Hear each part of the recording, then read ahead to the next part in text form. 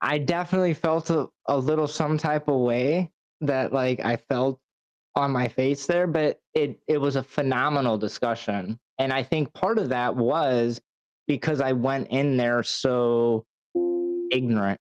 And I don't Mhm. mean that as a slight to me. I know the definition. I just lack the knowledge, right? Yeah, I just got a notification that you're going live. Yep.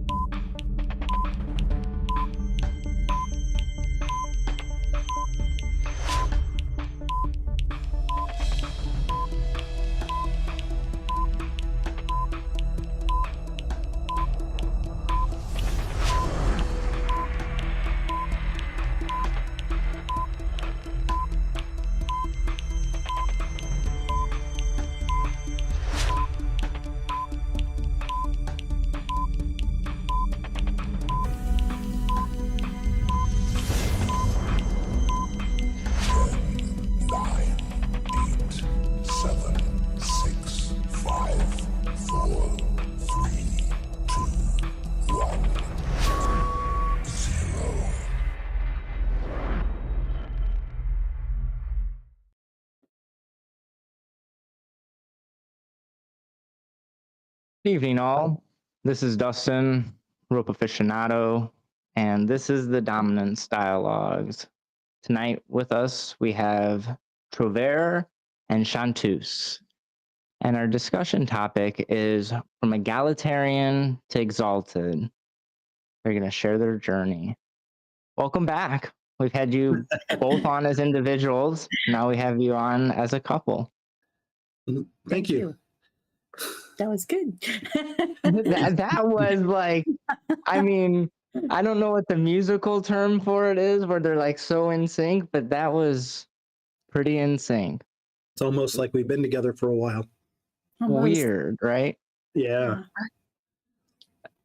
So just to refresh people's memories, we've gotten a little bit of your bio and your individual story, a little bit of your bio and your individual story, but can we get just a brief bio for you both and experience? You want to do it? Or you want me to do it? You can do it. That's fine. Okay. Together, we've been married for almost 37 years. We've been together. We got together in a way that had one of my enlisted soldiers told me they were going to do that, I would have said, that's a bad idea. Don't do it. So we definitely beat the odds on that one. It was a situation that was not the one that you would normally recommend someone go into. But we started off fairly young. My first marriage, not her first marriage. We did very, very carefully egalitarian as a style because we thought that's the way it was supposed to be. And I know we're going to go into more detail, but the short version is we decided to work on our relationship as it was and see how good we could make it. And we ended up in what turned out to be a full power exchange MS relationship before we met the community and had words for it. So we did that transition entirely on our own.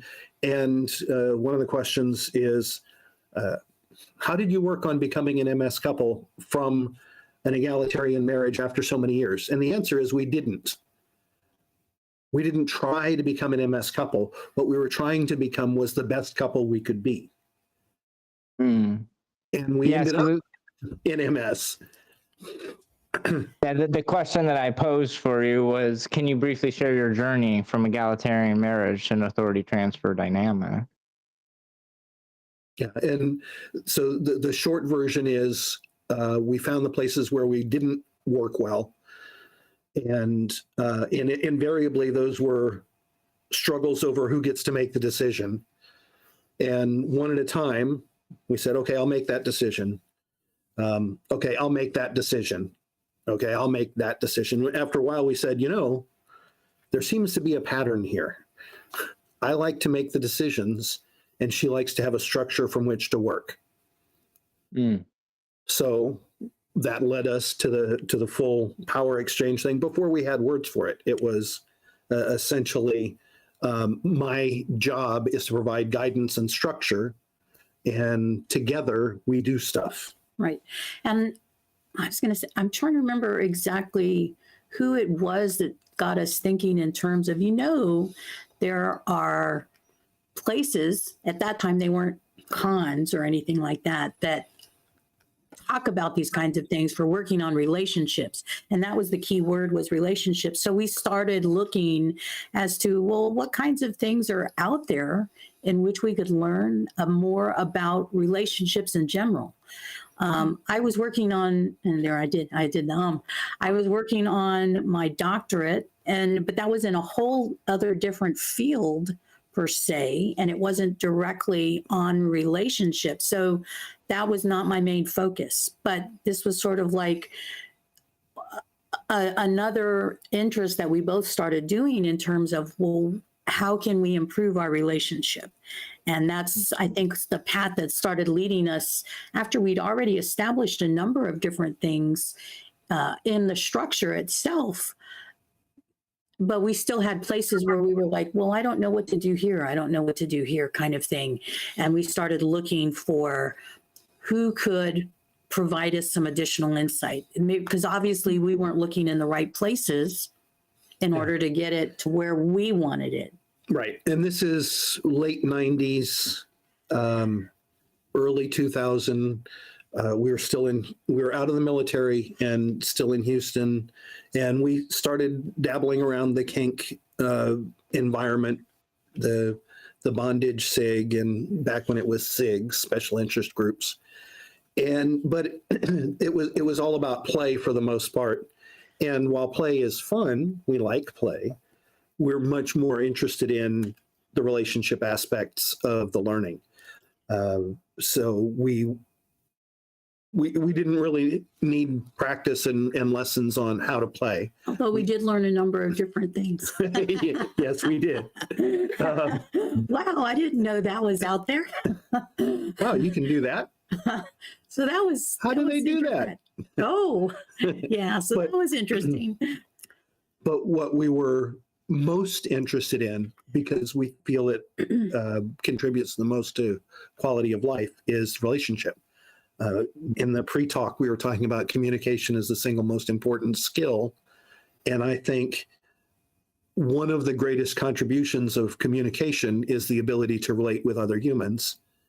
And I think that is the most valuable outcome. The strength of your relationships in many ways is the joy of your life. And there are people who have different opinions, and that's fine. That's not the universal opinion, but that's how I feel about it. And what actually started us, I think, on the relationship journey was a misunderstanding on what we each thought something meant. Yes. And when I was being good. well, you thought you were being good. That's what he thought it meant, but that's not what it I meant thought. when I used it the first time. That's not what I understood it to be. So we are talking about the word good. What does that mean? And he had a time where he was away from me, and he said, well, I'm going to be good. Okay. And I thought that was similar to what we'd already had established, and it was not quite the exact thing. And so when we got back together, that was like, wait, you did what? What? No, how is that being good? That was part of that, on going down this journey on, wait, we have to start defining things, because something that simple, we had this misunderstanding. And then we actually started breaking down other different things, including, I think it was that point where we started talking about things that we did in the relationship, on how the structure was and what we were doing. And where we first started being aware on, well, he makes the decisions anyway. But we had not actually defined some of those things. And that was kind of, I think, the starter point. Yes. And this is also the starter point with our fixation on language and semantics and what do words mean, because that was a very significant misstep based entirely not on bad intent, but on misunderstanding of what those words meant. And to give you an idea, this was early. So we were married in late 87, and then in late 88, early 89, I went away for 10 months to language school. And she stayed and finished her master's degree where we had been stationed because there was no housing and so on. So I was a geo bachelor for 10 months. And then I went to Germany for another couple of months. Bless you. Bless you. Oh, I'm so sorry. And during that time, I was a geographic bachelor. And my idea of being good included significantly more flirting and activity than her definition of being good. And I wasn't dishonest about what I did because I thought I was within parameters. So it wasn't a sneaky hidey thing. Otherwise, that would have probably been the end of it. And it came down to, once we realized that the misunderstanding was on definition, it became recoverable. So this is in the first year and a half of our marriage. And we had talked about the notion of, it was before polyamory was really a word, but the idea of multiple partners. And I had found a number 2 wife. And that was not as good for her as it was for me, largely because we hadn't talked through it in the level of detail that it required. And so that was a significant emotional event, you can safely say, particularly because then I turned around and flew to another continent. So it's not like we had a lot of time together to overcome this. We were separated through that entire thing, except occasionally on weekends or holidays or something. And this is with her in New Mexico and me in California. Wow. So that was an interesting time. yeah. Well, I think a big thing that I'm getting out of this is like, we love semantics. And I think it's one of the reasons why we get along, right? And we constantly talk about this communication, but I think we've also both talked about comprehension. And I had this like little aha moment.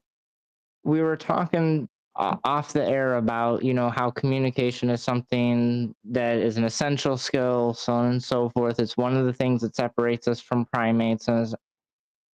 And when you were speaking, that aha moment was comprehension is the understanding Absolutely. of another human. And it's not just through verbal communication. There's a lot of things that go into that comprehension. I mean, thinking about just that word good. Most people throw this word around every day, but it means a lot of different things to many different people. What's a good, I know we're both got a little tech background. What's a good programmer? Depends on your metric and what we're programming, right? Yeah, right. And there's the fact that I am not a programmer since assembly, Right. and I am a security administrator. Therefore, my idea of a good programmer is probably different from yours. Very, absolutely. Yeah. Go ahead. So we just finished teaching classes at MSC 2 weekends ago, and one of them was relationship design, and the other one was intro to MS. And in both of them, we talk about the fact that you need to have a definition. Your definition doesn't have to be the same as my definition. It should be the same within the relationship. And one of the things that we emphasize is it's not when you don't understand that there's a problem. It's when you think you understand and you don't that there's a problem. And that's a straight callback to personal experience. Right. Because we both thought we knew what the word being good, that phrase, means a certain set of behaviors.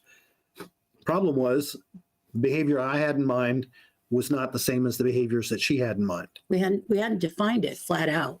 I thought I understood what that meant, and I did not. And we'll just say some things occurred that I had not anticipated. And yeah, we'll take the elephant out of the room. No, he didn't have sex, but still there was, wait, we're married, and a boundary had been crossed, and that was not how I had thought being good had meant. We've redefined how that is, and we've actually will go through and pull a number of different kinds of lists off the internet, and occasionally go through stuff like when we were setting up some of our play or things that we were interacting with on, well, how do you feel about this? What do you think about this?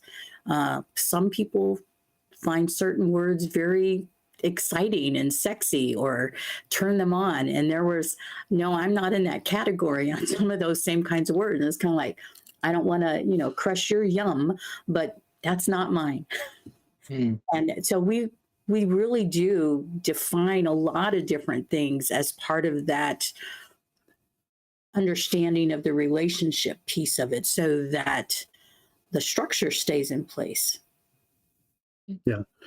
One of the things that I mentioned in our previous interview was I'm a relationship fetishist. I like the act of working on the relationship and learning more about how relationship works and getting better at it. So is she. We've had people say, so what's your magic of success? We were lucky. That's number one. We are aligned and we work really hard at it. So if you want 3 bullet points, important safety tip. Do not get in a car with a bunch of drunk, divorced salespersons and tell them that you're working on a relationship book with your wife. I was on a sales trip. We had been drinking scotch before dinner, and we were on our way to dinner to have wine and more scotch and steak in Seattle, I think. Seattle or Portland, I don't remember. And I made the mistake of saying that. And so I get okay, 3 bullet points. Well, for one thing, I'm 3 scotches into the night. Coming up with bullet points at this time is not my best play. So I maintained silence, and then I said 3 bullet points. Learn how to fight. Talk about everything. Oh, no, sorry. Talk about everything. Learn how to fight. Talk about everything. Because one of the other things we've discovered is that fighting can, on its own, destroy a relationship. Just not even because of what you're fighting about, but because of the way you fight and the way it emotionally affects yourself and the other person or other persons in the relationship. So incompatible fighting styles was something else we found out. This took us a little bit longer because fortunately we didn't fight very much, but we had some heated discussions about being good. Something I realized, at least for me personally, is when I would fight with somebody, after I reflected on it, I really wasn't fighting with them. I wasn't fighting with the person. I was fighting with my past. Something they said or did reminded me of my past, and that's who I was speaking to, not them. And that has been very powerful for me when I am of conscious mind, of emotional stability, because that does take effort to sit there and remember that Bobby, Susie, whatever they did, it's not personal. It has nothing to do with me necessarily, even if it does, right? It's not personal. It's not an attack on me, and it most definitely isn't my past, right? And I think that's a big thing to overcome, and to sit down and discuss the ways we argue or we bicker. I think that's a critical skill in any long-term relationship, is conflict resolution. Yeah, well, initially when we first actually had an argument, not a heated discussion, that was building up to that argument, we both reverted to how our parents fought. Mine was much more yell, throw things, be loud, go down the hall, shut the door, and the arguments in the bedroom, which you can hear various things about, but you don't hear how it actually gets resolved. But initially, it was everything gets thrown out. So it was very much an emotional response. And that was not how he argued. No, and my father's a history professor, my mother's a teacher, a whole lot of very live in your head kind of things. So my argumentation style was very to the point and sharp and could easily be mean, because that's a tactical skill. So one you don't usually want to use, but it's one that many of us have crafted over time. But I had a reaction because when I was very young, I had a high-speed temper, to the point that my nickname at school was Grenade, based on my legal middle name. But on one side, nobody messed with me because I was a lunatic. On the other side, I was a lunatic, which is not a great place from which to come. And our first real argument that we had, which I don't remember what we actually argued about, but I did not want to respond like how my mom would do it, because I would have tossed everything out at him and just on it. And so I started to walk away, and it was, what are you doing? Don't walk away from me.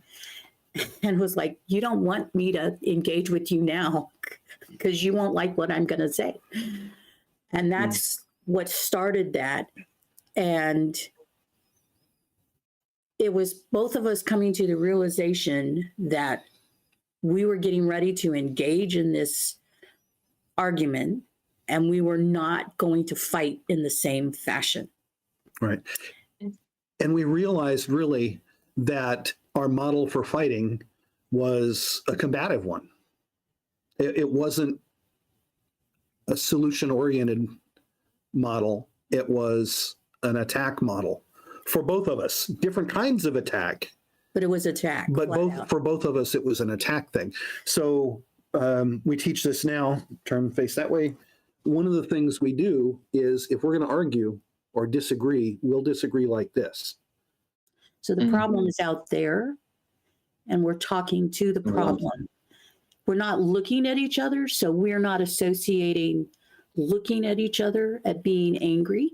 We look at the problem that's out there and make it outside of us. How do we solve that? And one of the things that it took a while for me to register what would be a trigger for me, to use that term, that I was going to be in a combative mode if we were going to engage in that point. And we came up with a safe word for me to say. So I would say, I'm full, meaning I'm so emotionally charged, I cannot even think about why I am so whatever at you.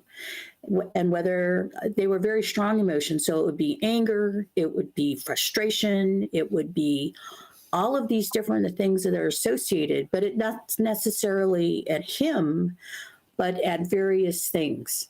So we've pretty quickly, though, after we realized on what was going on and we had a combative style, we realized that we needed to change what we were doing, that we came up with that in order to allow me to say, I'm full, I need to process this. And so he allowed me the time in order to process and focus on what am I angry about, frustrated about, whatever, in terms of what set me off. And sometimes it took a while to figure out where did that come from that would bring all these things up, because I would want to just really go into the same behavior that my mom did and just toss everything out. And it was one of those that has nothing to do with the situation we're in right now. Yeah. And if you want to talk about a high emotional risk statement, wait until your significant other is angry and say, don't talk to me like I'm your mother. Because what we were arguing with our past, right? Yep. And her past included a mother who wanted to control everything and didn't give her much of a voice. So that's what happened, was I would get that response. And for sure, I did not say that the first time I saw it. We had to wait and establish a bit more trust and get a little further down the road of emotional regulation before I could say that.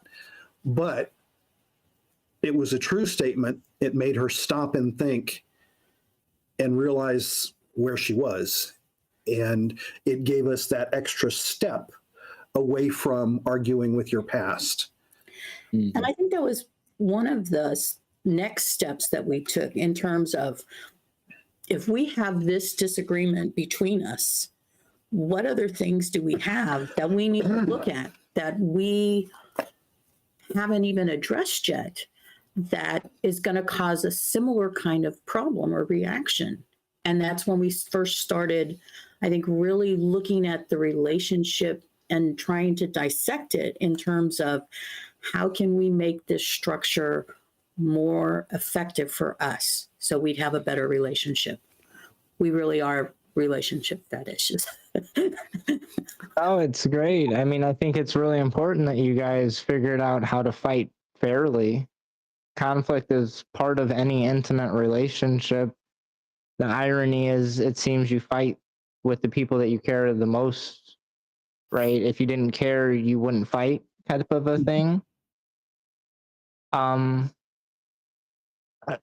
Goes way back to earlier in this conversation. One of my first notes was how my note is, and it made me think of Deadpool for some reason, but how bad spots can become good spots with communication and comprehension.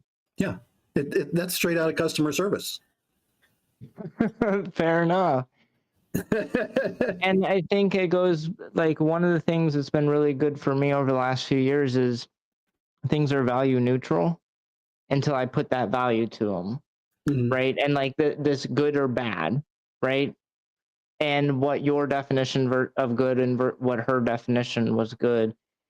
And at the end of the day, what mattered most was the intention behind the action, right? Not the action, because that action in some cases is really great. Yeah. In some cases is really bad.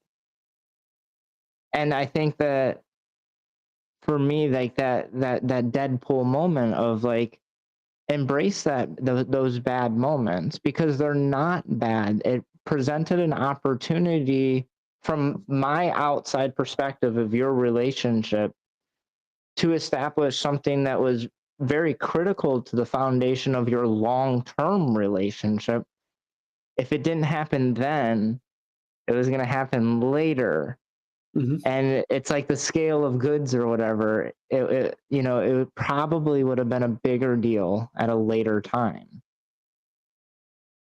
Yeah, it quite possibly could. Well, it would have been. Yeah. And what, of course, to make it even more interesting, we talked about the notion of poly before we got married, and we're on board sort of with the poly in principle thing that gets tossed about, in that the idea that it was possible made a lot of sense. Sort of like, I'm theoretically bisexual, but realistically not. Yeah, it makes sense, but it just doesn't move me that way. With poly, the idea that you could care about another person in addition, and this is I've been listening to Dan and Dawn's poly workbook, poly toolkit, polyamory toolkit. Yeah. And both and, not either or, both and. And we didn't know about and. We didn't know about and, so we were living on stranger in a strange land, and Heinlein and line marriage and clan marriage and all of that stuff. But even then, that was minimally defined, and we hadn't actually talked about what that would mean to us or what it would look like. We talked in generalities, not in terms of how it would affect us directly, which is different when all of a sudden there's a number two wife who says, "Yeah, I'll be number two." That was an emotional event, let's say. Which I think part of that misunderstanding is I hadn't even met her yet. And when I did meet her, I really liked her and stuff like that. But it was one of those. Why aren't you where I am 4 months later? Right. And it's like, I wasn't. I was not moving at that same trajectory in terms of getting to know her, hanging out with her. We had a very short period of time together, and there was nothing wrong with her. Let's say she's a perfectly lovely woman. However, my mindset at that point was like, wait, what? What are you thinking? Where are you at? And I'm thinking, or is where he's at, not and that was not anywhere part of our conversation at that point. And I was definitely at but it had taken me a couple of months to get there, and she had a weekend that she was there for. And that is an unfair time pressure to make a change that big. And of course, I was excited because it could be a great change, but which didn't help the pressure. Things I would have done different had I been smarter. But I wasn't, and I didn't. And what actually saved us was her ability to take a step back and realize this isn't an argument about ideals or even about behavior. This is some place where we just misunderstood each other. Mm. And it took an enormous amount of strength for her to be able to do that. I had the easy part. I was just being honest and straight up about what I had done and how I had done it, and even why. But it all came back to that misunderstanding of that 1-2-word phrase, being good. Mm-hmm. And that could have been done. That could have been over if either of us had misplayed that. As it was hard on my tie collection. I cry on his ties.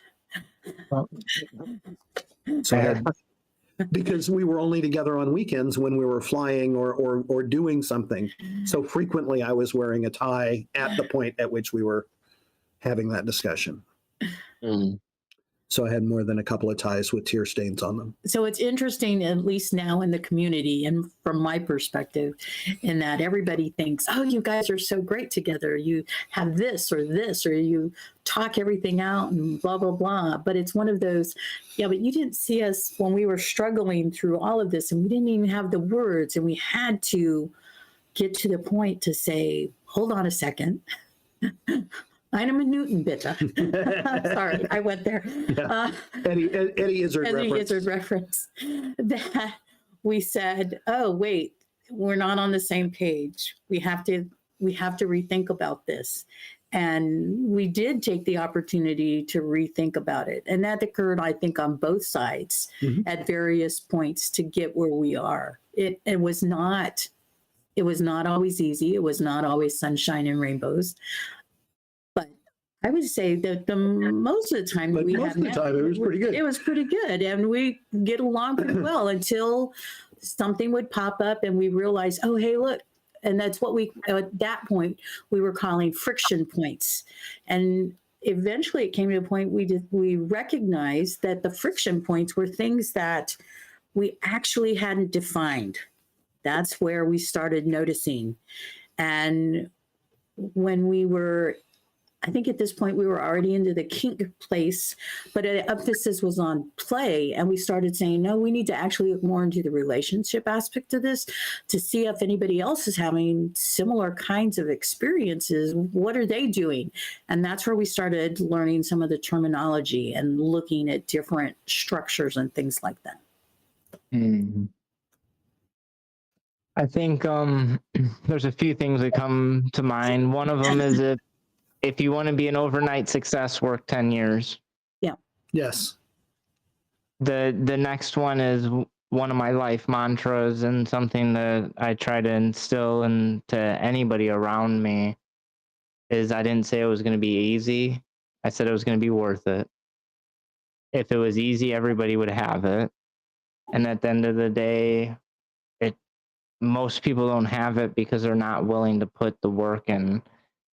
Something that kind of hit me in the gut the other day, I was listening to Chris Williamson, of course, and he said that most people won't put in the effort to be the people that they admire.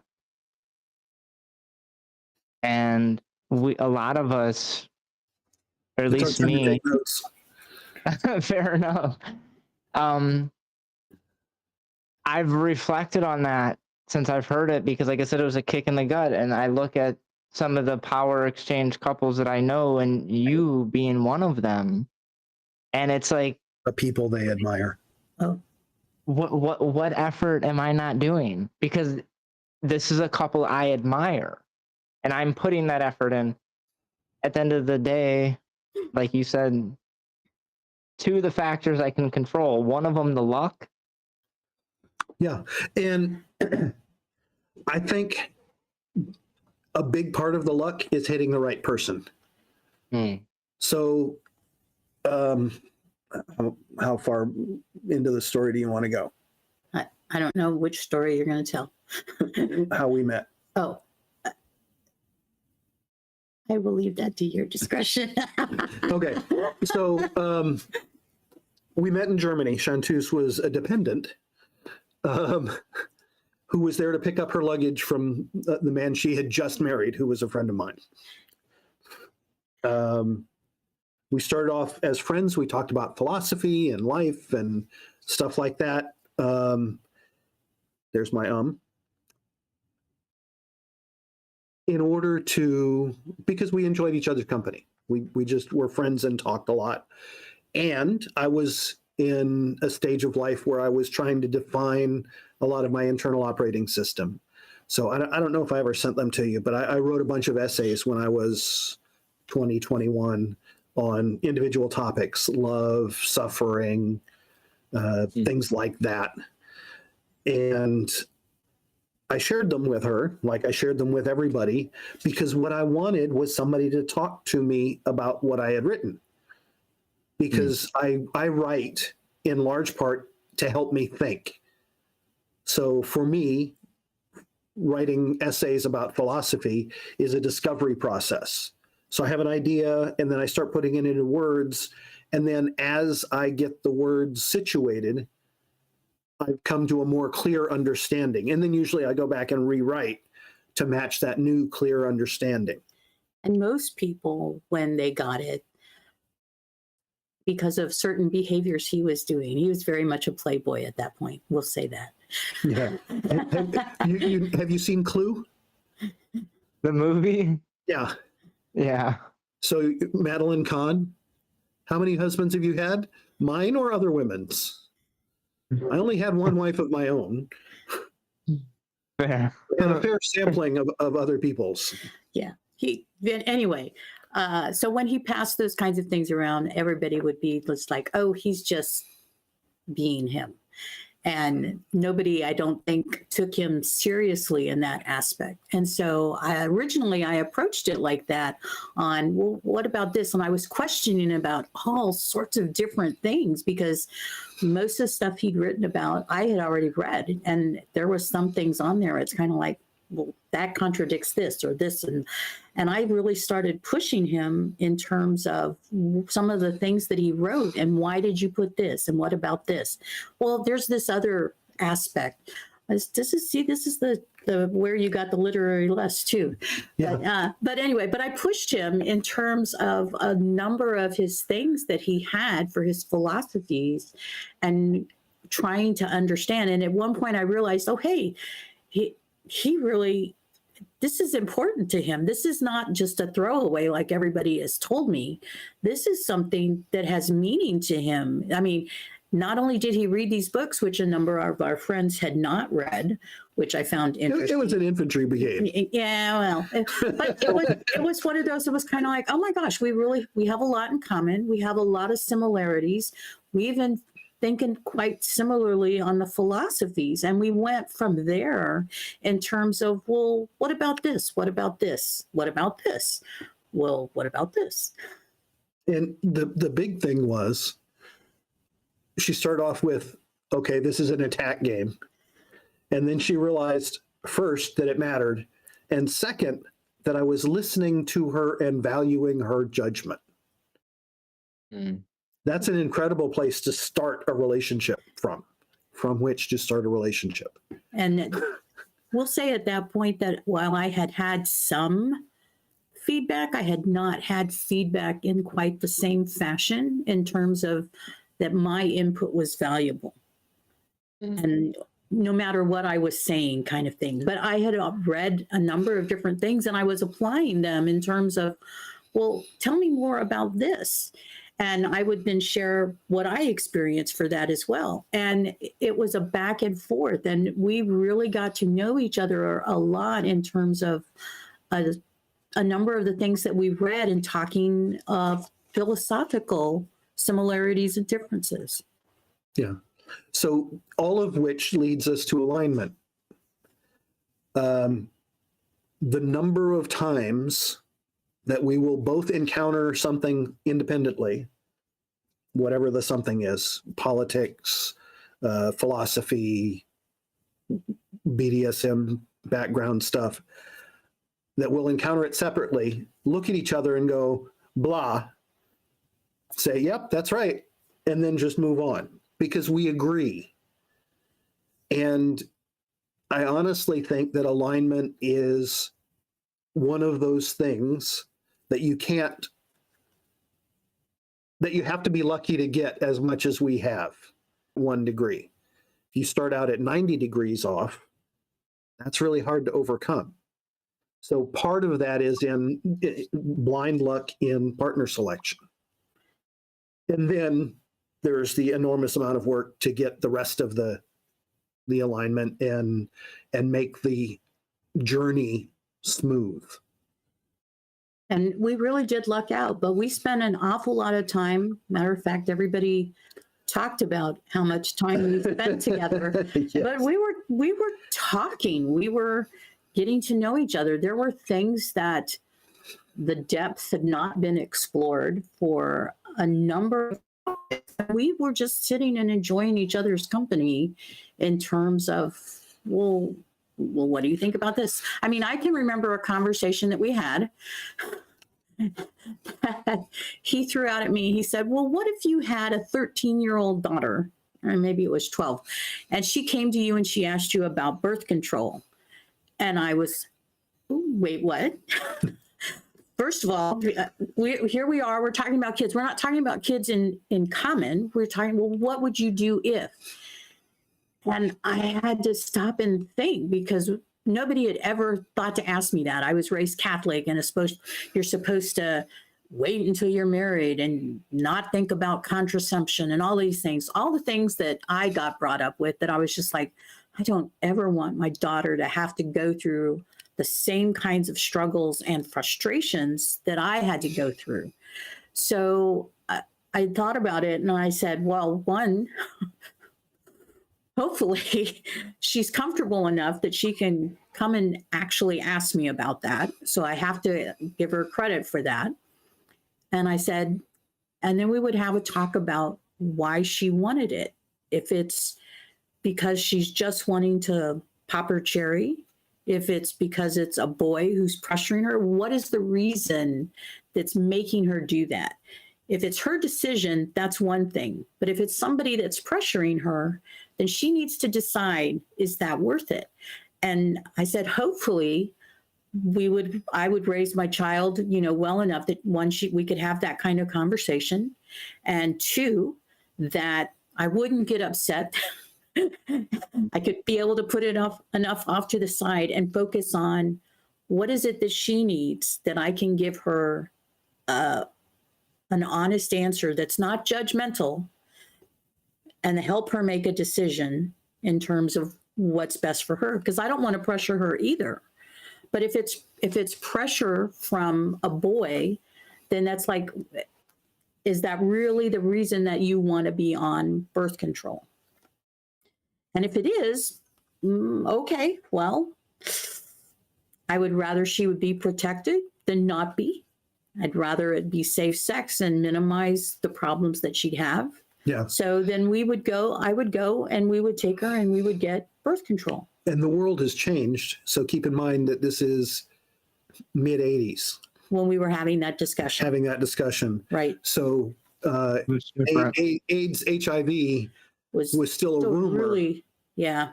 And not really considered in the heterosexual scene. Right. After having lived in New Orleans for the early 80s, I was really sweating my first couple of tests. So, but the world is a little different now. And we I have, still sweat every time I take an HIV test. I'm just saying, like, I'll admit it. Like, sexual health's very important, but still, every 6 months roughly, I go and get tested, and I have for at this point fairly consistently for at least a decade, if not more, and that my nervousness has never gone away. Yeah, Yeah. I hung with a wild crowd in New Orleans, which is a wild city to begin with. So, and this was when it was out there, but nobody really knew what it was. So there were no real precautions taken. yeah. But we were having that discussion. And I mean, and thankfully, as like when we went through the pregnancies and stuff like that, we actually continued and we talked more in detail about those things. So we did not have the talk with our daughter when she was 13 about what contraceptions do you want to use. But she did know about them. Both of our children did, in terms of, it's just like they knew about when we started being kinky and going through different things. Nothing quite having your kids go, so are you guys poly? Oh, yeah. Yeah, yeah. Actually, we are with her. Our daughter asked us that about a slave who was visiting the house regularly just before COVID. So adult daughter, so not 12 or anything like that. She's 29 now, so she would have been in her mid-20s then. Yeah. And she used to come up when we hosted mass meetings in the house. She would come to some of our mass meetings, which is cool and a bit disturbing all at the same time. It's cool that she felt comfortable enough to do that with us. It's a little off-putting because it does restrict some of the things we'll say. Because once the kids hit majority, when we would go away to events and come back with the little run book with all the classes in it and everything, we'd say, okay, this is where we were this weekend. We're going to leave this right here if you want to look at it. If you have any questions, we'll answer questions, but we won't tell you what we did. We'll discuss the topics, but we aren't going to give you the intimate details of what we were up to, any more than anybody else should talk about the intimate details of their sex life with their kids. Honestly, like, that kind of opens up a whole can of worms if you're willing to discuss it. The BDSM and being a parent, right? And I don't know, here's just a really overarching off-the-cuff question as one parent to another. Something for me, now my daughter is a minority, so things are much different, age appropriate. But one of the things that's been in my head is that I want to promote an atmosphere that she's allowed to ask questions, right? And I also want her to know that I'm not hiding stuff, because if I hide something from her, she's probably going to hide something from me. Obviously, there needs to be sensitivity to this. Yeah. You want to go first? You want me? I was going to say, so one of the things we did this really early, and I'm like 10-ish. You're talking about the books? Yeah, I'm talking about the books. We had books out that were available for them that they could look at. And so we had things like Joy of Sex. The Joy of Sex, ask everything you want to know about sex, but we're afraid to ask. The Good Vibrations Guide to Girl Sex. Age appropriate, how to make a baby, how babies were born. Which was mostly pictures, but I mean, there was a number of things that are in there. So we tried to put out a variety of different things that we told them, these things are available if you want to look at them, or if you want to talk about them, or if there's questions that you have, so that we didn't actually have to have the talk with them, although we've talked at various points about different things. But we made sure that if they wanted the information, that they had valid resources. They didn't have to talk to their friends. They could have their friends come over if they wanted. And their friends could, I mean, we had the books out. Anybody that wanted to see them, they could see them. It wasn't like we hid them. Now, we didn't have like kink stuff out, but we had other things out that sometimes led to some questions. Yeah, anyone who spends any time with us knows that we are physically intimate. That we just are. We're both of us. Our primary love language is touch, so there's a lot of touching and holding hands and all of that stuff. And we are three before passing, so that makes us very unusual in the modern world, I think. And then we've been together for almost 37 years, and my parents still held hands. My parents still hold hands. So that assumption of affection, having your daughter tell you, it's really wonderful to see that you still love each other. Most of my friends' parents don't even like each other. That, for me, is a terrifying thought, that most of her friends' parents don't like each other. I can't understand that. Among the things we talk about in our relationship classes is duration is not the correct measure of a successful relationship. Being still together is, if it's an endurance race, you're doing it wrong. So, but to hear that from your kids gives you a certain perspective on things. And our objective has always been, the information is there. We will talk with you about it as much as you want. Our daughter does the la, la, la. Yeah, she does la, la, la. La, la, la, la. I don't want to hear it kind of thing. Yeah. And it's mostly a joke now, but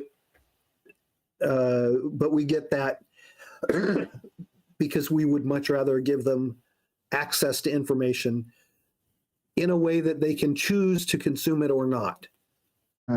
And I think that's a big thing. So rather than take them into the bedroom and have the talk, in which you bombard them with more information than they want about things they didn't really want to know yet, or really did want to know but didn't want you to tell them.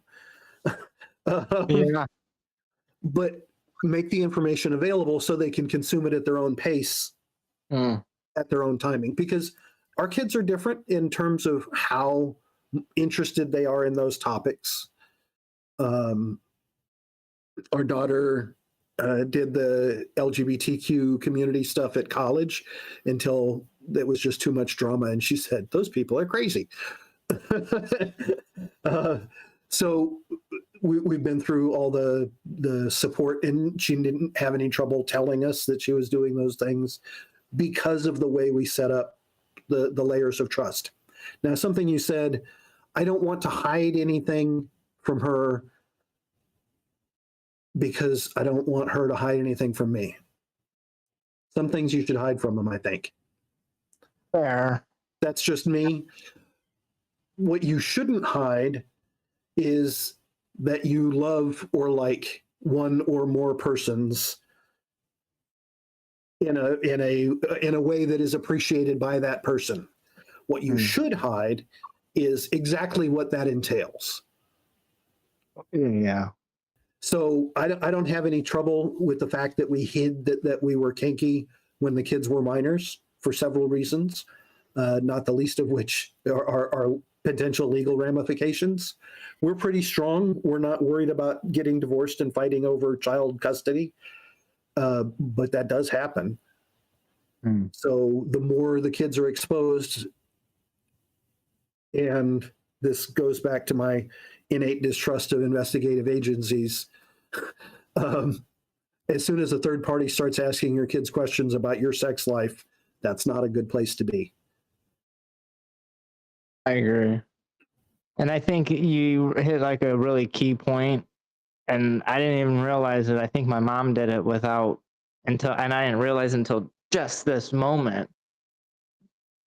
As a kid, my talk, I didn't get brought in a room. I was raised by a single mother, and her version of a talk was me to come home from school while she was still at work, mind you, and there was a Playboy and a box of condoms on my bed. The irony of it is she took the time to draw a bikini on every girl in the Playboy.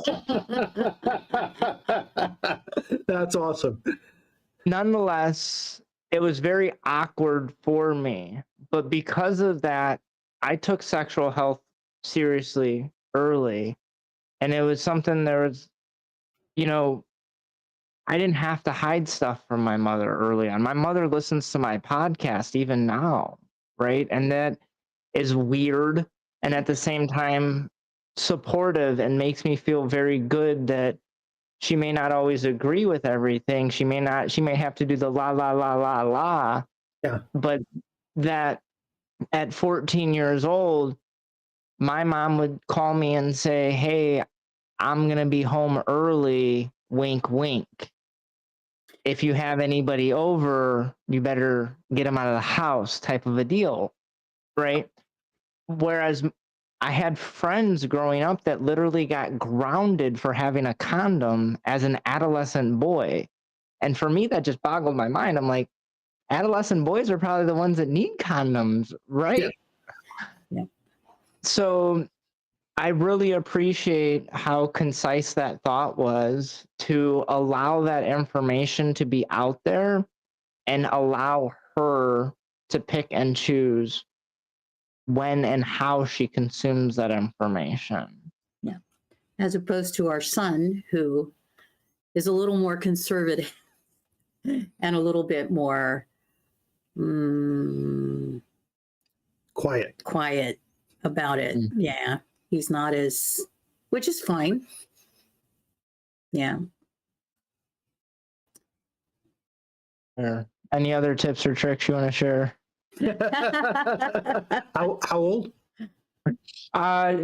She will be 12 in December. Take out stock in a Scotch company? No. The joke is 12 was a bad year for me. On the whole, I had a remarkably comfortable childhood with a few exceptions. But with neither of our kids did we have that teenage problem years. Mm. So people joke about it a lot. Things do change as soon as they hit puberty. But that change can be comfortably navigated sometimes. So good luck. Yeah. No, I mean, honestly, it's made me think about stuff as someone that self-proclaimed as a positive male, right? I think about raising a daughter, right? And not even just that, but some of the things I talk about and like all the things. And I had somebody ask me a really tough question, and they were, how would you feel if your daughter got with a man like you? And I was like, good question. The short and sweet. I was going to say, what you mean, one who communicates well, who talks to the other person? And that's kind of what I followed up with, because at first my intrusive thoughts as a protective father was like, no man's going to spank my daughter, XY, blah, blah, blah. But then I thought about it. If a man communicated like you, thank you for the accolades, openly and honestly, I would support it. Yeah. I may not agree with it. I might have to go la la la la la la, right? Yeah. But at the end of the day, that's a big thing that I have tried to encourage in her, is communication, and open and honest communication. Yeah. I think our kids have heard that a lot from us. You guys have to talk to each other. They've heard us have discussions in terms of when we were working on friction points and things like that. So they never had the go to the bedroom and do all of that. Not that we do that as well. Usually we discuss other things. They would be going la la la la, but we have enough discussions so they can see that we will discuss those things out in the open. There's nothing to hide in terms of that. And there's a way to talk to each other that is respectful and not demeaning, and that we try to encourage them in terms of it's important with your relationship that you have that kind of understanding, that you can have those kinds of dialogues. Yeah. And I have a trick answer to the question. Okay. So as a dominant classical male who likes to be in charge and likes a bit of kink with his play, I would be happy if my daughter met somebody like me, if that's who she wanted. Ooh. Fair. Because it's entirely possible for her to want somebody like that. Yep. Her mother does. But it's also possible that she wants a woman like something else. So what I want her to find is the person she wants, whether they're like me or dislike me. Very valid. And something a really good thing that I got out of this was the fact that you, and this is just my words, aren't afraid to allow your children to see conflict resolution. I think that while me and her mother are not together, we do co-parent pretty well. And there has been a few times where one or the other, this isn't a conversation for now, let's have it later, not in front of our daughter.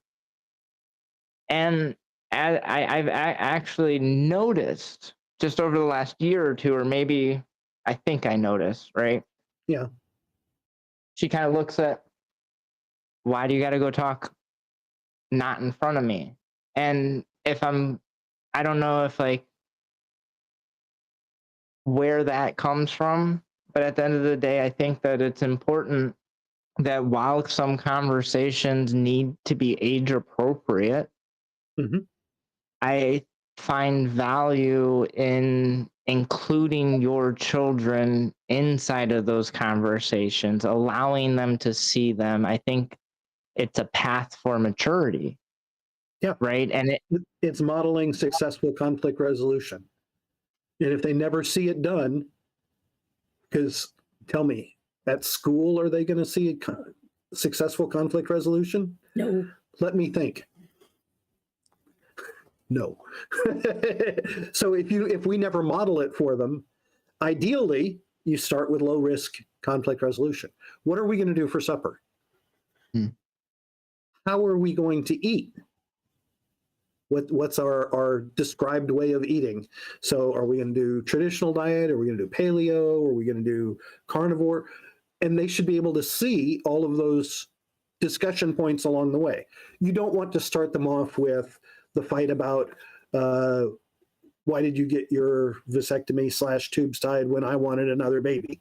That is not the discussion to start them off on. But starting them off on watching you disagree is valuable. For one, they have to learn that it's possible to disagree without being hurt, which most people don't ever see. Well, I think something that we circle way back into the very beginning of this conversation is that your first, I think you call it a friction point, you resorted to how your parents argued. So now if we as parents show healthy conflict resolution skills, we kind of break that cycle. Because now if we argue like our parents did, we're in better shape. We're in much better shape. And I don't know. I mean, for me, I didn't get it that because, like I said, single mother, right? Nonetheless, I definitely, I don't know where all my fighting styles came from. And that's still some stuff I'm processing through as well. And my biggest thing is, for me, when it comes to upsets, is it's not something that defines me. Dustin is not upset. I'm Dustin. Dustin can be upset. Upset can be part of Dustin, but it is not the definition of Dustin. But a big really thing, and it sounds so simple, but whatever that emotion is, it's only temporary. And a lot of times, at least for me, whenever the upset happened, the world ended. Everything dissolved, nothing mattered, emotional instability ensued, right? More so for me personally, my upsets don't stem from people. At least so far, at 40 years old, everyone that I've truly dug into hasn't stemmed from a person. It stemmed from a process or a product, is how I say. Okay. Right? Something didn't work how I thought it was going to, right? Or some product broke, something spilled, something. It doesn't matter if Susie, Bobby, Johnny spilt something. It wasn't intentional. Hopefully not, right? It's the fact that that process of the spilling or the product of the spilling, the inefficiency of time. We don't have time. Now we got to clean this up, but we were rushing out the door. And for me to slow down and realize, fuck that spilt milk. I'm not going to ruin my night with Susie, Johnny, whoever, right? We're going to go have a good time and we're going to play some pool or we're going to go on a date or whatever it may be, right? And to sit back and just pause for a second and realize that this isn't about this person. It's not personal, right? And for me and my upsets and my style of fighting, whatever it may be, is for me to fight fair, at least from my perspective, is to remove that personal flavor of it. That it's not that person, it's a process, it's a product, it's an inefficient action, so on and so forth. It's not the person, right? It's the past. It's all these P's. And that's a hard thing to do because for most of us, when you're fighting, if we're upset, it's about a person. Mm-hmm. Even if it's not about a person, because that's something else to consider is what you're arguing about to begin with is very seldom the actual problem. The first point of conflict. Have you heard the 5 whys? I don't believe so. So it's a questioning model where somebody says, well, I hate it when you do this. Well, why? Because you do this thing and this other thing happens. Well, why? And you ask 5 layers deep into the onion, which will either get you much better clarity or make the other person hit you in the head. Because that can drive somebody crazy to just keep saying, well, why? The 2-year-old. I'm going to push back. I'm going to push back. Actually, I'm trying to remember who it was that started me on this thought process. I'll have to think about it and I'll get you the author because I have a feeling you may appreciate it if you already don't read them. But in one of their many communication books, it said, don't ask whys. That whys have a tendency to promote an emotional answer, right? Mm-hmm. So I don't even know how to frame something, but instead of asking, why are you upset? I'm going to ask, what happened that caused this upset? How did my actions upset you? So you're looking more for a root cause analysis. Yeah. Ultimately, they're both root cause attempts. Yeah. The question is how effective are they? There. And why has become a reflexive question for a lot of people that provokes an emotional response. So I can see that. On the other hand, as far as I'm concerned, ultimately, why is the only answer that matters. Trust me, it caused some conflict in my head. It can go both ways. And I can see how looking for a concrete non-emotion laden action can promote better understanding. But ultimately, what I care about is, why did you feel the need to do that? Or why did you respond that way? Because ultimately, it's a question about emotion. Otherwise, I wouldn't be upset. So, yeah, I can see how it goes both ways. And you're right, that's something that would bear significantly more thinking on.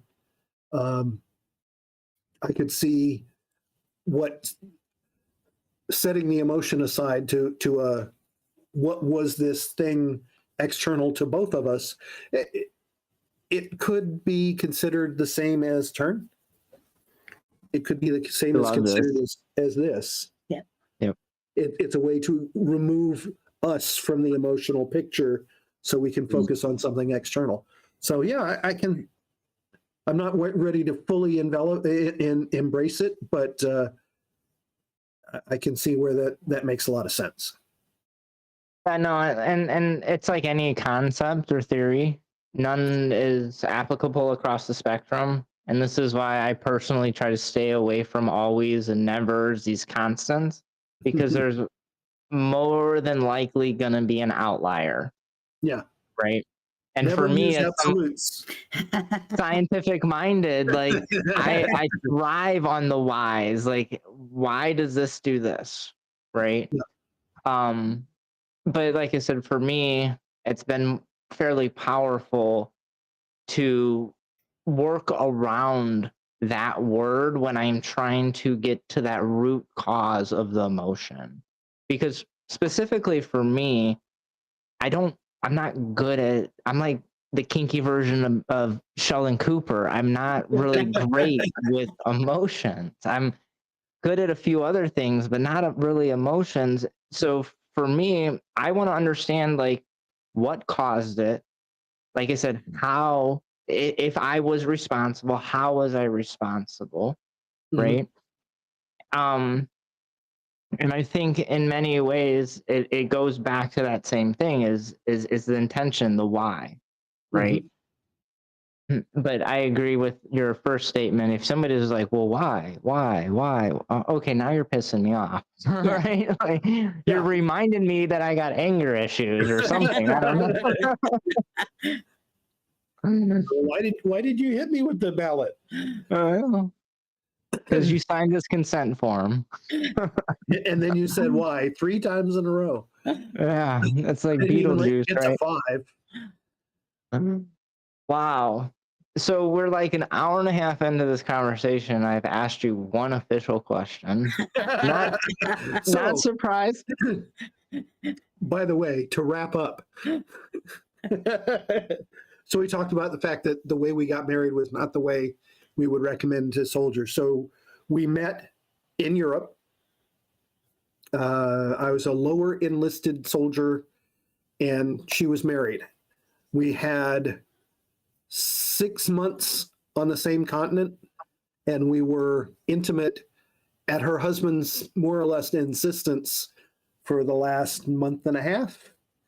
Then I left Germany and moved back to the States. I was redeployed. She decided independently that regardless of how things worked out between her and I, she and her husband were not going to succeed. So they were married for less than a year total. She moved back to the States, lived with my parents while her divorce was becoming final. And then we got married 3 days. Something like that. After her divorce was final. After having lived in different places for the last preceding 7 months. 22, 25. So 13 months total actually knowing each other, a month and a half of living more or less in the same place, intimacy, and then 7 months in different parts of the world.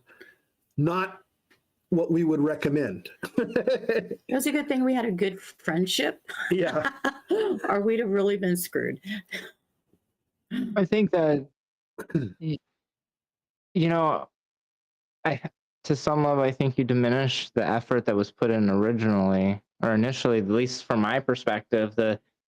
I was sitting here like just kind of admiring some of the talks. I'm like, wow, do I know that about any of my previous people? Shit. I'm not putting in the effort about the people that I admire. Hold on a second. Right? Yeah, but the thing is, if you were a squad leader or a supervisor and somebody told you they were getting married in that pattern, That is you don't not- know about the intense philosophical discussions that preceded it. You just see the time hacks and you go, Yeah. wow, y'all are crazy. Yeah, that's not a good Yeah. idea. It's like I did in fact have to talk somebody out of marrying a stripper. I never Well, I stripped. think- I'll just to clarify. But I think like another good note that I got from this conversation, and I don't remember how you framed it, I'd have to look back, but it was something along the lines of the definition of a successful relationship or a long-term relationship isn't duration.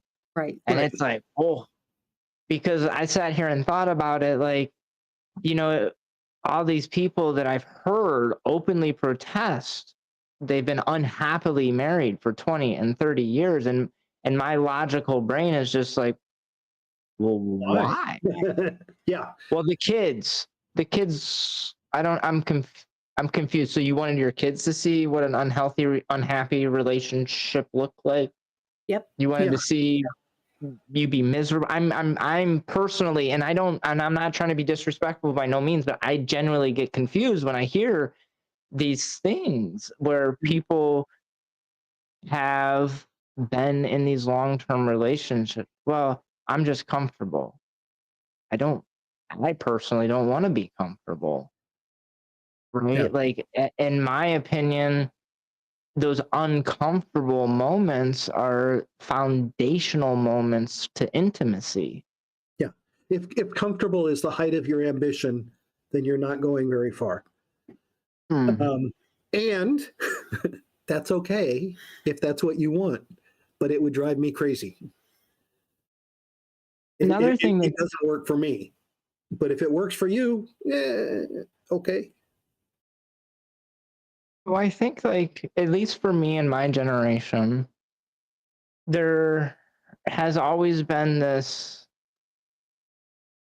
get to the end thing, right? Specifically, like, I'll throw myself right under the bus, like, 90s boys, we probably made up the term fuckboy, right? You know, if you're familiar. And that was like the motivation. You wanted to sweet talk a girl to have sex, right? But then after that, what did you do? You were on top of the mountain. Now what do you do? Hang glide. Sorry. Well, but no, I mean, we're and society, specifically like my perspective of Western culture, has really pushed this get to the end, get to the end, get to the end. What about that journey along the way, right? And once you're at the end, then what do you do next?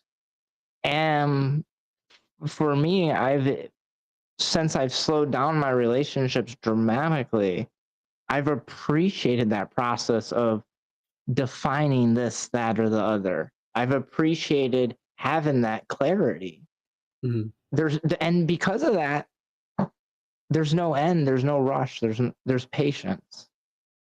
And for me personally, and how it's framed it for me, is now the sky's the limit, because that's not even the limit, because now next after that's space, right? Yep. And then after that's the next galaxy. And it's just this infinite possibility. And it's not like I have to get a collared slave. I have to get X. I have to get Y. That slow progress, that slow burn, I think is what lines up and helps for that term alignment. And I agree. And I think that getting to the end is also important. So that's why I'm there him when he goes off when I go off on tangents, her job is to go get back on the path. You were saying this. Oh, yeah. But no, there is a strong tradition in American and European culture to condemn Western culture and its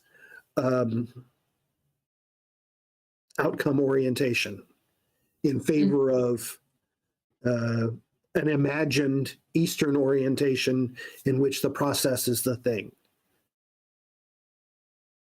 And there are several problems with that. One, that's not the only orientation that the Western thought has. Two, that's not the only orientation that Eastern thought has. So if you misunderstand both of the basic, or you're not necessarily misunderstand, I'm assuming you misunderstand because you're misrepresenting them, which leads me to assume that that is your understanding of them. Both cultures embrace both outcomes depending on what you're looking at or what you're looking for. So I think, yes, you should have a goal. Alice in Wonderland, right? The Cheshire Cat. Alice asks the cat, which path should I take? And the cat says, where are you trying to get to? And she said, I don't know. So what does the cat say? It doesn't matter. Any place will take you where you need to go then. If you don't know where you're going, any path will work. And there is value in that. But if you're trying to get someplace, then you need to have that orientation in mind. So this goes back to Dan and Dawn, because we like to bring things full circle.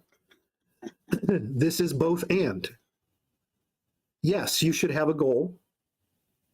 That goal may be flexible, but you should be moving in a given direction as long as that direction works for you. And you should enjoy the journey as much as you can along the way.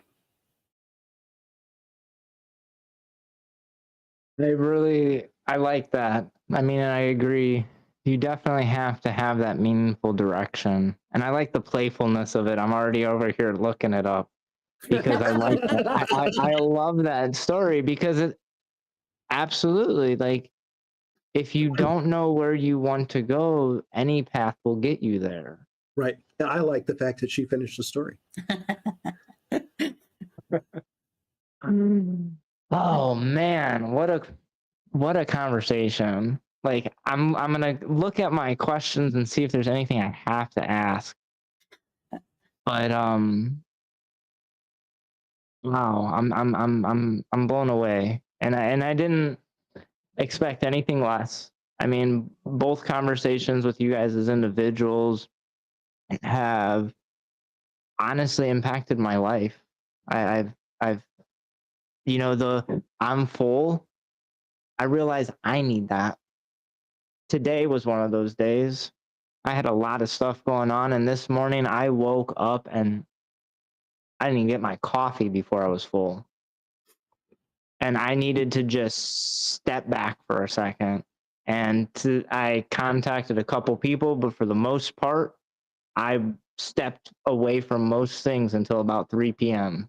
And then after that, I couldn't be full anymore, and I had to be responsible. But yeah, sometimes it's like that. I appreciated a lot of these thoughts.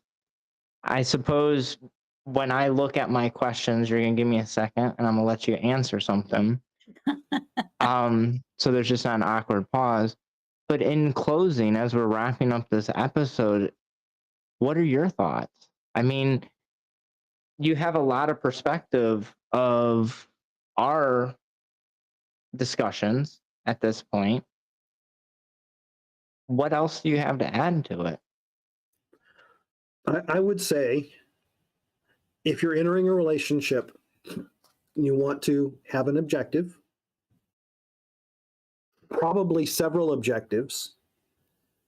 You want to know how the other person feels about all of the important things.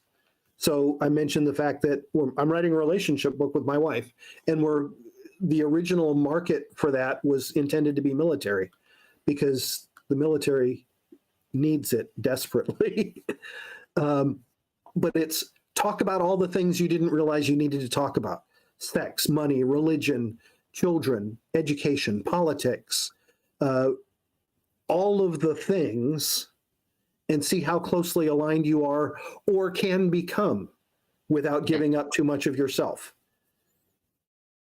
You want to find that out as early as you can. So again, one of the books that I keep joking that I'm going to write is Sell Your Spouse, which is about using sales techniques for relationships, because everything is a relationship, right? You want to get to the yellow lights as quickly as you can, so you can either make them green or make them red. Mm. We think if you're in a relationship for the long haul, then it's for the long haul. And if you're too divergent, it's going to be less pleasant. Can you survive it? Probably. Can it make you miserable? Possibly. Could it make you crazy? Also possibly. So you have to decide how much divergence you're willing to accommodate, and how much there is. The sooner you find that out, the better your chances of finding somebody later. So this is something we talked about in your and my interview, when you said, well, I keep finding rope bunnies, but I can't find anybody for a relationship. Well, that's because you're looking at rope bunnies. There's nothing wrong with rope bunnies. Rope bunnies can be a lot of fun, but if what you want is a relationship, you need to evaluate some extra scales. Trust me, after our episode, I had some looking in the mirrors about responsibility. Okay. Thank you for helping hold me accountable. Yeah. So And the sooner you can get to that yellow light and go green or red, the easier it is to move forward. But it's talk about everything, learn how to fight, talk about everything, and be lucky. One of the things that we were lucky about is very early, well, midway, I would say, we had an intensive with Midori and Laura Antonou when they were still doing this intensive. It was Passionate Bonds, and I wish they'd bring it back. But we learned so much about each other in terms of putting words to different things that we didn't realize, one, that we were doing, and things that we also needed to do. So one of the things that I would say is, if you have an opportunity and you're wanting to work on your relationship, you should have some sort of intensive, so you actually have the opportunity to spend the time just on each other, which is sort of a plug. Yeah. Go ahead. I know that's why you laugh. Yeah, we have joked about putting one of those together. We're actually teaching next weekend in Florida. We're doing 4 classes in a day for one of the Florida groups, and including our design a relationship class, which is an intensive, which we did at MSC as well. But it's just an introduction, because it's only 3 hours ish. But we had the opportunity. We had the whole weekend, and it was Friday, Saturday, Sunday. Except Friday we were in Dallas and they had a blizzard. Yeah, they had an ice storm. It was exciting in Dallas, which is utterly unprepared for that. Yeah. But yeah, seek out education. It doesn't have to be kink education. At the relationship level, relationships are relationships, people are people.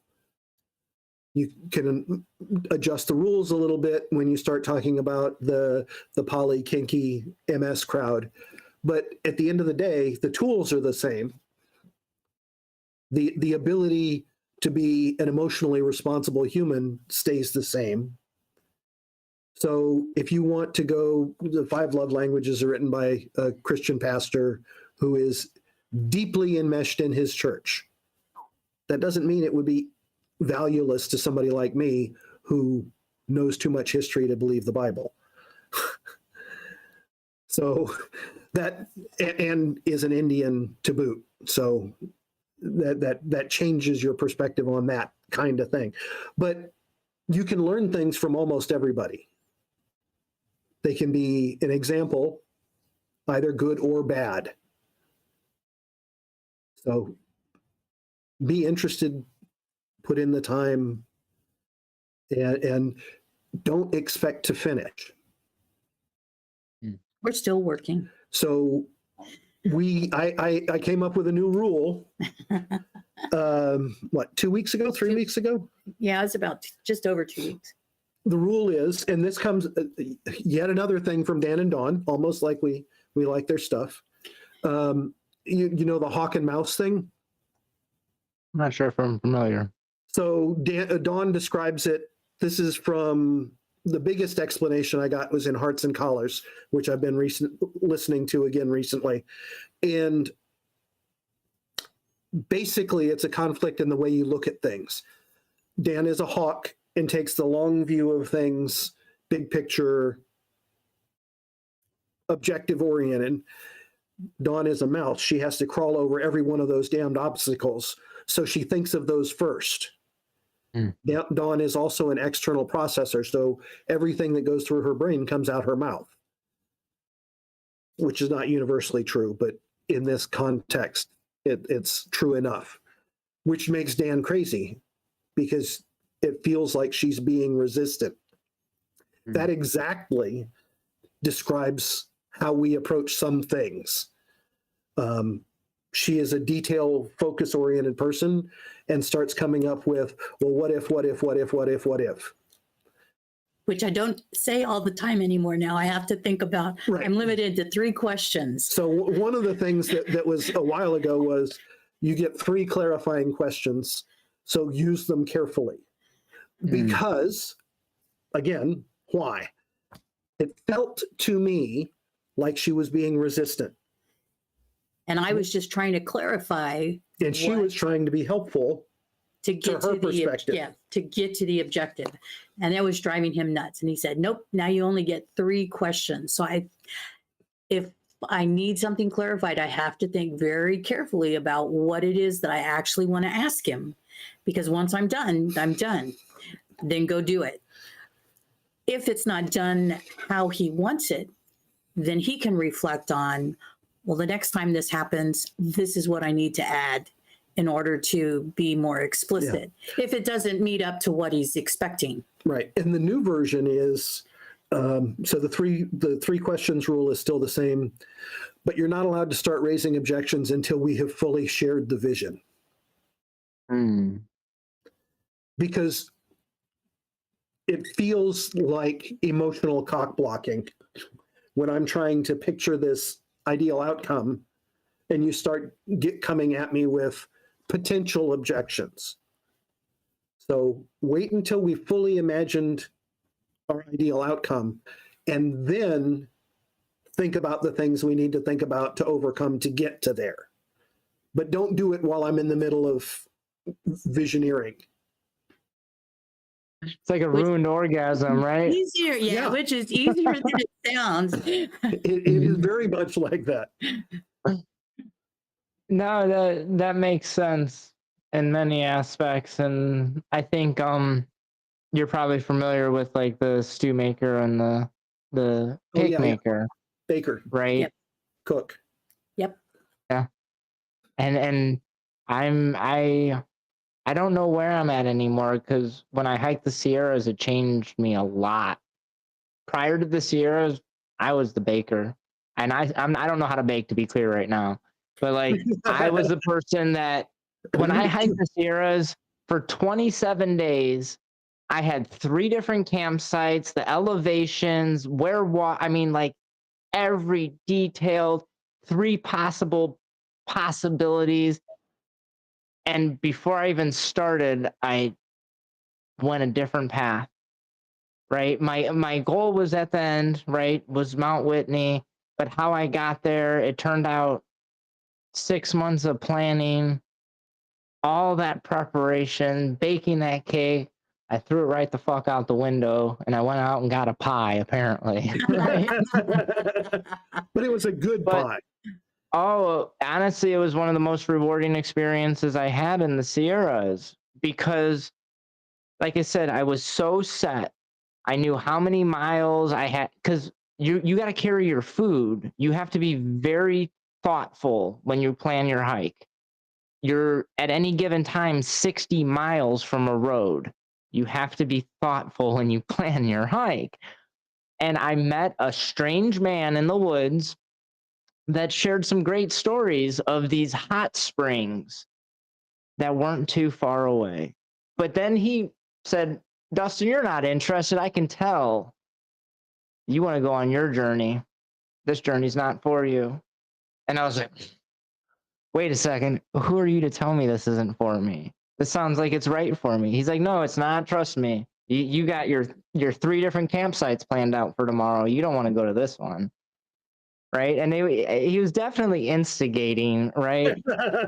And I'm thankful. He's on my social media. Occasionally we talk to each other, and because of his words, like it literally had such a large impact on my life that no matter how much time I put into that cake, at the end of the day, if I want pie, I'll throw that whole cake away. And the first few days in the Sierras was turned upside down because I happened to listen to a stranger. And because of that experience, it flipped my life upside down, where some days I want to bake a cake and sometimes I just want to make some stew, right? Yeah, my generic camp food was stew over rice. I dehydrated all of our meals. And I mean, I learned a lot about health and nutrition and how our body receives nutrition and how we process air, because when you live above 10,000 feet for a few days, you need to learn how we process oxygen. But that's lost in the weeds. We like the weeds. I honestly, I do too. And I constantly reflect back to those moments, and all the lessons that it's taught me. And mostly the biggest one is what I keep like getting around is that adaptability or being fluid, right? Some of the best days I never planned because I was willing to be adaptable. And I got to sit, and I'm going to go ahead and let the secret out. There's this place called Ivabelle Hot Springs at the end of Cascade Valley from Red's Meadows, right? For whatever that may mean to somebody, but there's like 20 some hot springs on the side of this mountain. You're in a bowl of mountains, 270 degrees, and every human, well, not every human, but every human that would hike there's 27 hot springs. You get your own, have one, enjoy. It was surreal. I bet. Surreal. So you kind of read my mind and answered one of the last questions I did see a value of asking, and that would be like, what advice would you offer people considering this? I think the last question that I really have is, what resources do you offer to people? I mean, you kind of touched a little bit on some books and so on and so forth, but you also touched that you guys have some glasses and stuff. So like, what resources outside of you, and then also what resources inside of you guys? Do you have any books coming out? Do you have any classes you're teaching? Yes and yes. So the easiest thing to do is to go to my FetLife profile, which is I'm Trouvere le Fou on FetLife, and I have my book list there. So this is the bookcase of infamy. This is my Zoom profile until we got our regimental crest done. This was my FetLife profile. These are some of our sex books. But I have, my first class was about books. It's called Literary Lust, using fiction to define your reality. So the book list for that is there. We have a book list from another class called Building Your Foundational MS Library. So we break down categories for classic, and this is all about relationship stuff. There's a little bit of kink in there, and a bit more. We need to revisit this one. Friends of ours have keep releasing books. So it's all more about relationship. And then we have one that is, if you were considering enlisting in our regiment, what are we going to start you with? And that is a bunch of Raven Caldera. So it's Raven, then Dan and Dawn, then Dr. Bob, then Raven and Joshua, then Raven and Joshua. So the first 5 books, 3 of them are Raven or Raven and Joshua. And we probably need to add the polyamory toolkit somewhere in there because we really like the tool-based approach. And it's called polyamory toolkit, but it applies to any relationship. So start there. A list of our classes is there. We mostly teach on the East Coast. We also do Zoom. We're the director and major domo of our MAST chapter, and we're still in the Zoom meeting phase of our MAST life. We're up to 6 members within an hour and a half. There is a Zoom meeting next week.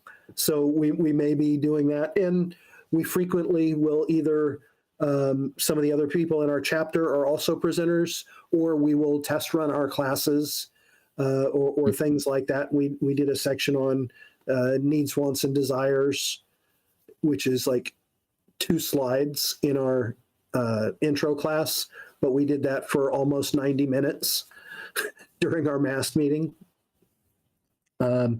We actually have a book coming out based on Chanteuse's interaction with you last time, starting with the questions you asked that is on submissive communication.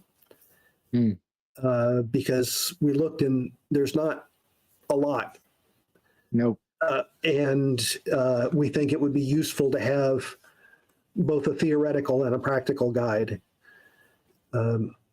With the caveat, of course, that rule 1, what your master wants is what you do for submissive communication. But here are some principles and here are some examples of how to word things without pissing people off, which is something that we've had to work out because I do have my peculiarities. My idiosyncrasies. Yeah, that's a better word. That's a better word. Idiosyncrasy. So things that will set me off, like don't tell me what to do. Yep. Tell me information. Yeah. Tell me information. That hurts. Okay. Stop. No. Yep. Is that sound familiar? Yeah. So, no, honestly, that's I'm excited that you guys are doing a book on that. I received pretty good response from that episode specifically, mainly because there's just not that information out there. Yeah, and we're writing it like a Dan and Dawn book. So there's a he says, she says viewpoint throughout that one. And then I'm doing one that is essentially Q&A, which will include your questions. That'll be answers from a master. And that's modeled on the book that I really find valuable, which is Questions for Joshua and Raven, or Raven and Joshua. They have a Q&A book, which is really long and really good. That's Dan and Dawn just released with Kevin and Katie a Q&A book. Right. Yeah, they did. It's lead, follow, love. Yes. Because I'm actually interviewing Kevin and Katie now in a couple weeks, I believe. It's here. What are you looking for? I'm looking for Dear Raven and Joshua. Yeah. So this is the new one from Dan and Dawn and Kevin and Katie. And I took a number of books downstairs because I was doing research. Okay. So when I was redoing the slides. Yes, it is the infamous bookcase, but we use it. Yeah. So there's a number of books that are actually downstairs. So. But there are a number of resources. You are your own best resource. What is important is that you know yourself and you know the other person and you know where you want to go. I'm still just going back to that Alice in Wonderland quote. I'm just, it's the facts. Any path will do. Yeah. If you really don't have a meaningful destination, and I think that I don't know. I think I've been there before, and to be honest, maybe I'm there a little bit right now, and that's where like some of my diversification and like we kind of talked off air about the rope and like me separating from that and how it's facilitated to allow me to go to another direction, but either path doesn't matter if I don't really know where I'm going with it. And I have an idea, but I think that I need to do some more of that looking in the mirror, personal reflection, and answering those hard questions on where do I want to go? And that's where we are. When you look at managing time, which is what we all have to do, you have your professional life. So there's some commitment there, of varying degrees, but we do kink education and writing. We've been doing the science fiction and fantasy fan convention. We were at MSC, and one of the people we were talking to said, yeah, I follow this person who does costume pictures. And I said, I know those people. And it was a picture of us. So we do the science fiction fantasy. So we're looking at, we've both had some stuff published on the fiction side. I'm writing a story now for an anthology. So there's that whole side of things. Then there's the non-kink relationship market that we're writing for. And there will be a lot of overlap between those books and the kink books. Just a little bit different vocabulary, a little bit different about what you suggest. But even in our non-kink book, one of the opening things is you have to establish a rule for how decisions are made. Mm-hmm. And we're not going to say one person needs to be in charge and it needs to be the guy or it needs to be the woman. It's you need a way to make decisions that reduces rock, paper, scissors. Yeah. Yeah. And if you can live with that, that works. Yep. But no matter what kind of relationship you're in, sometimes there's going to be decisions where you disagree. How do you arrive at a conclusion that doesn't blow you up?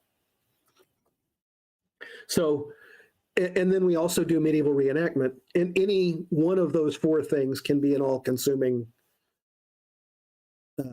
passion. So where does the time go? And of course, we want to spend time with each other. Yep. Because we like each other. We never have enough time together. We don't. And that one of the things that I wrote recently, coming out of, I've been writing a lot on FET based on stuff that you have said with other folks on your podcast. So I did one on definitions and titles, and one on the intern model of co-amory. So that was a good one. So that I want to say how humbled I am to know that I'm inspiring writing. You absolutely are. And you talk about how much you get from this, but you're also giving back.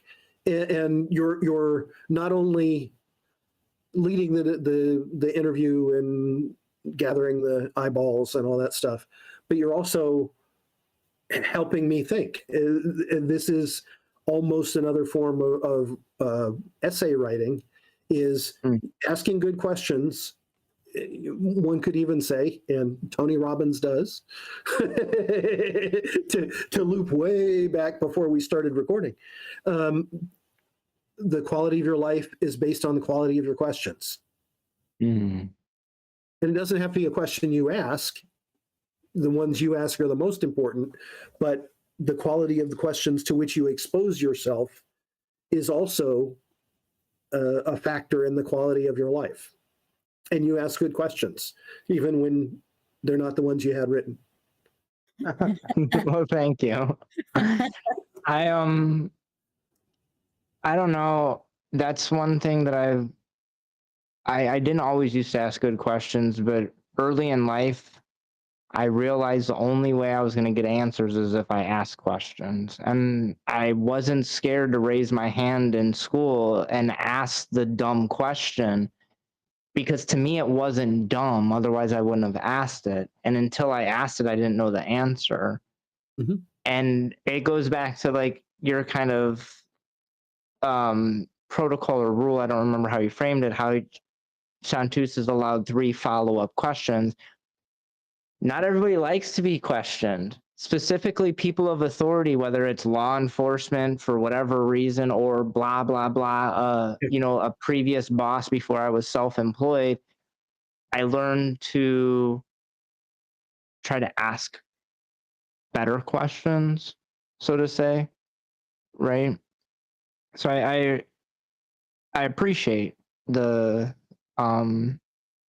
support. Honestly, it means a lot when I have so many wonderful humans supporting me, because this morning I was full, and I'll be very transparent because I try to be in most aspects of life. This morning I didn't know if I wanted to do a podcast tonight. I was full. I was confident I didn't want to do it next week. And the week after that, I don't have all the details. Yeah, definitely didn't want to touch that one. Right. But to have support of the community, of people that I admire and respect, it keeps me motivated. It keeps me on the path. Right. So. Yeah. I'll send you a link to my essays if you want. And one of them, the overarching one, ends with, what we really want is a community of warriors who think and talk and share ideas and challenge ideas. Mm.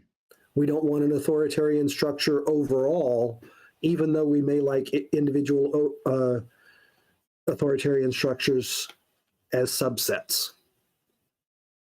I'd be interested in reading it.